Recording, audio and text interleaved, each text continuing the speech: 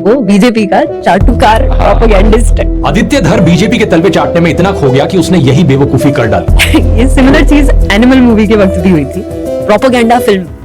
तो ये थे दोस्तों दो चमन झिंके आपस में मन हल्का करते हुए धुरंधर 1 की सक्सेस के बाद। सदमा जो लगा इनको, झटका जो लगा इनको, डायरेक्टर ने सच जो परोस दिया सबके सामने। पिछली बार जब मैंने धुरंधर फिल्म पर वीडियो बनाया था तब मैंने कहा था कि इस फिल्म के डायरेक्टर आदित्य धर बीजेपी के चाटुकार। अब मुझे लगता है कि ये महाचाटुकार है। धुरंधर 2 कोई एंटरटेनमेंट के मकसद से बनाई गई फिल्म नहीं है, ये बीजेपी की सबसे एक्सपेंसिव इलेक्शन एडवर्टाइजमेंट। ये है राठी भाई का धुरंधर 2 को लेकर अभी का टीम। फिल्म की अपार सफलता के बाद फिल्म को 2000 करोड़ के मुहाने पे पहुंचाने की कोशिश करते हुए वो दोनों ही क्लिप्स जिनको आपने देखा उनमें एक बात कॉमन है और वो है पीड़ा, प्रलाप और संताप। और यही सेम हाल इनके इकोसिस्टम वालों का भी है, वो भी बेचारे रो रहे हैं धुरंधर 2 की सफलता को देखकर। प्रोपेगेंडा पिक्चर है, मैं ऐसी वाहियात पिक्चरों पे अपना पैसा काहे खर्चा करूंगी, अपना टाइम काहे खर्चा करूंगी। नफरत का, हिंसा का, बंटवारे का और आउटराइट पॉलिटिकल प्रोपेगेंडा का फिल्मों के जरिए भारत में शुरू हो चुका है। ये पूरी फिल्म भारतीय जनता पार्टी की प्रोपेगेंडा फिल्म बन जाती है। तो ये थे अमन की आशा ब्रिगेड के वो लूजर्स जो सोशल मीडिया पे अपना नैरेटिव वॉर उसी तरह हार रहे हैं जिस तरह इनके फेवरेट दल चुनाव हार रहे हैं। खैर, अगर बात हो रही हो हिपोक्रेसी की और वहां पर राठी भाई का जिक्र ना हो, ऐसा कैसे हो सकता है? चलिए राठी भाई की एक और हिपोक्रेसी देखते हैं। कई फिल्में और टीवी शोज बनाए जाते हैं पाखंडी बाबाओं के ऊपर, जैसे कि गुरमीत राम, रहीम सिंह, आसाराम, रामपाल, मिर्ची बाबा, जलेबी बाबा, ऐसे बहुत से फालतू के फ्रॉड बाबाज हैं जो लोगों को बेवकूफ बनाते हैं धर्म के नाम पर। अगर इनको एक्सपोज करते हुए कोई फिल्म बनाई गई है या कोई वेब सीरीज बनाई गई है तो उसमें कुछ गलत नहीं लगता मुझे। ये लोग मिलाते हैं तो पीके जैसी फिल्में, ओ माय गॉड जैसी फिल्में या आश्रम जैसी वेब सीरीज मैंने मानता हूँ सोसाइटी के लिए बहुत जरूरी है। हिंदुइज्म को लार्जली सेलिब्रेट किया गया है बॉलीवुड में और अभी भी किया जा रहा है। बात बड़ी सिंपल है दोस्तों, अगर आपको एक्शन फिल्में देखनी पसंद है तो जाकर पठान को देखिए, अगर आपको नहीं पसंद तो मत देखिए। लेकिन कुछ भी हो, इस प्रोपेगेंडा के शिकार मत बनिए कम से कम। ये सब दोगलापन है, मैं तेरा दोगलापन उतारता हूँ। भाई अनुभव कितना पागल हो गए एक फिल्म को लेकर। भले ही प्रोपेगेंडा है लेकिन फिल्म अच्छी बनाई है। लेकिन मैं यहाँ पर कहूंगा दोस्तों कि भले ही फिल्म कितनी भी अच्छी क्यों ना हो, लेकिन आखिर में है तो प्रोपेगेंडा ही। पिछली बार जब मैंने धुरंधर फिल्म पर वीडियो बनाया था तब मैंने कहा था कि इस फिल्म के डायरेक्टर आदित्य धर बीजेपी के चाटुकार। अब मुझे लगता है कि ये महाचाटुकार।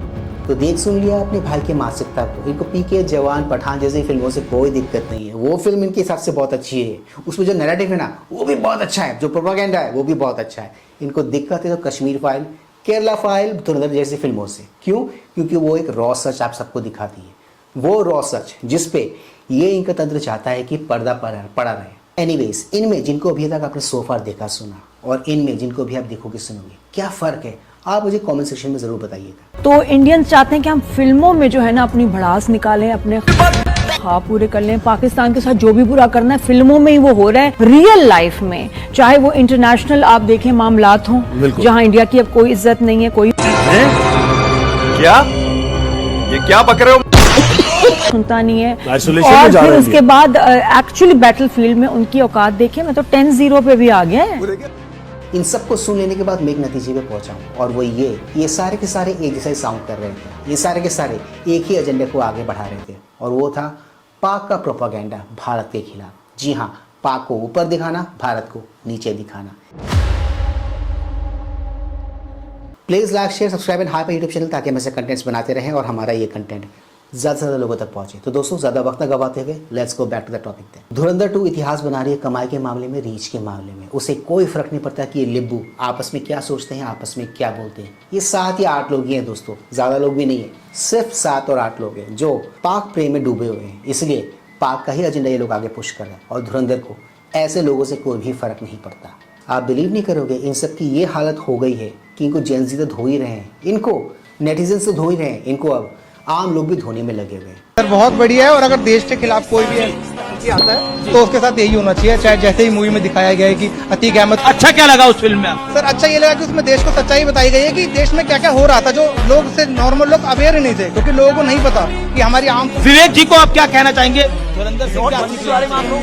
सर मैं आपसे ये कहना चाहूंगा, अगर आपने मूवी नहीं देखी तो एक बार देखें और अगर आपको कोई फैक्ट नहीं पता, अगर पीछे से नहीं पता आप कांग्रेस से ही हैं तो सर आप देखिए। मुझे सर तो आप कागजी दस्तावेज देखिए। अगर पसंद नहीं है इन्हें, आपको टिकट लेके देने को भी तैयार है वैसे? टिकट दे देंगे ना इनको? हाँ सर बिल्कुल टिकट भी देंगे, ऑडियंस के लिए टिकट देंगे आप बताइए। आपका वेलकम है सर, जब भी आप चाहें हम सब आप सकते हैं। वैसे मेरा निवेदन है इन्हें मत लेके जाइएगा, झेल नहीं पाएंगे, बड़ी दिक्कत हो जाएगी। देखिए इसमें जो रहेगा उसको झेलना तो पड़ेगा।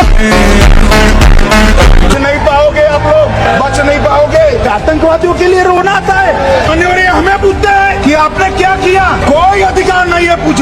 कभी गए हो आप पाकिस्तान? तो कई बार गए हो गए।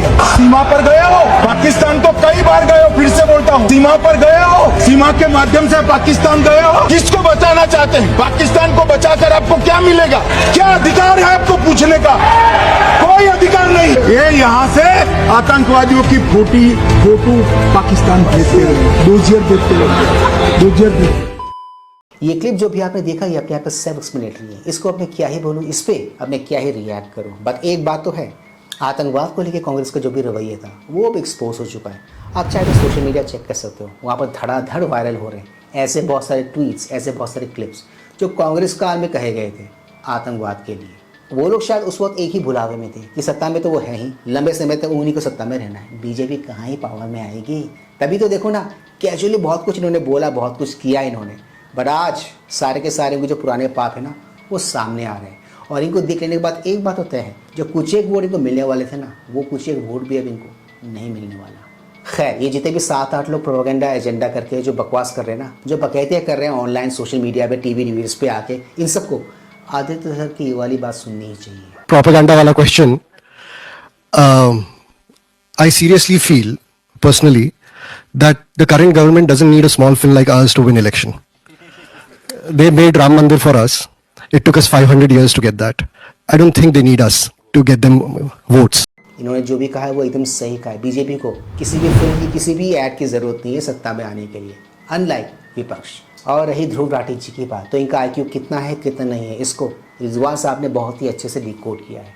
आपको इनकी बातें सुननी चाहिए। आपको ध्रुव राठी का IQ लेवल पता चल जाएगा, उसका रिसर्च किस तरह का होता है वो आपको अंदाजा हो जाएगा। आप बीमार होते हैं और डॉक्टर के पास जाते हैं बीमारी को ठीक कराने के लिए, तो डॉक्टर सबसे पहली चीज क्या करता है? देखता है कि एग्जैक्टली कौन सी बीमारी है आपको। वो अपने भाषण देते हैं हवा हवा में कि बच्चे देश का भविष्य है, नारी शक्ति का सम्मान, जनता जनार्दन है, ऐसी ऐसी बातें करते हैं, लेकिन प्रॉब्लम को कभी डायग्नोस नहीं करेंगे, कभी उसकी बात नहीं करेंगे और कभी एक्सेप्ट नहीं करेंगे प्रॉब्लम। फॉर एग्जाम्पल, अगर लोकल पुलिस स्टेशन मना कर देता है FIR फाइल करने से, तो लोगों के लिए एक ऐसी फैसिलिटी होनी चाहिए कि कंप्लेन करने वाला SP के ऑफिस में जा पाए और वहां पर FIR दर्ज करा पाए। साथ ही साथ एक डिपार्टमेंटल इंक्वायरी भी बिठाई जाए कि उस पुलिस स्टेशन में उस पुलिस ऑफिसर ने क्यों नहीं करी FIR रजिस्टर। अरे मूर्ख, तुझे पता है कि ये प्रोविजन अभी भी लॉ में है? मूर्ख, तुझे पता है ये प्रोविजन अभी भी CRPC में है कि अगर थाना प्रभारी तुम्हारा मुकदमा ना लिखे तो तुम SSP के पास जा सकते हो।